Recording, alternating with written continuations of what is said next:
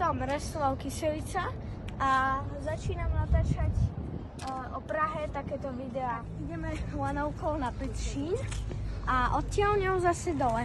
Ukážeme dnes večernú Prahu lanovkou. Aj keď na Vianoce je večerná lanovka krajšia, lebo je vysvietená svetielkami na lanovku, ale rozmysleli sme sa, tak ideme iba na Nebosíce. Ideme úplne do prvého vozu.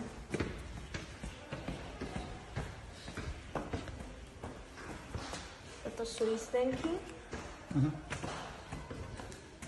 A ideme sem. Ideme do zase Nebosíce, pražskou lanovkou. Vystupujeme. A dole na ulic ideme pešo. Ale když jsem ten nástroj,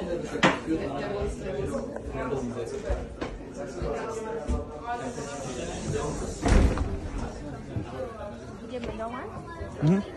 Pešo, večerným Petržínom. To je nezvyčajný automat na označovač. Tam tu asi ideme. V tomto dome vidíme také tenké stĺpiky. Keby mali držať ten strop, neviem, či by ho tak držali poriadne. Toto je tramvaj T3, ktorá je stará. Postupne ich rozpredáva dopravný podnik. No, keďže stále fungujú, tak ja, keby som bol živiteľom, by som ich nerozpredával.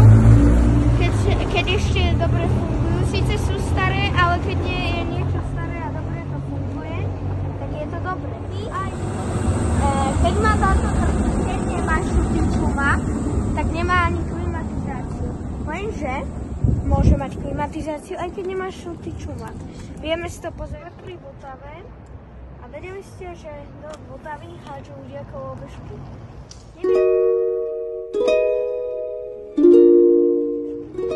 Neviem prečo. Niekedy kúpime hák a budeme ich vyťahovať. Pretože nevieme, prečo tam tie kolobežky ľudia hádžu. Tak ideme po moste a ak niekto vie, že táto loď nikdy nepremávala, v živote nepremávala. Že to bol Rudolfínom dom. To je veľmi pekný dom, aj s tým pozlateným. Takže vezmeme sa v tramvaje Škoda 15 a ideme na nádraží Hostivaš.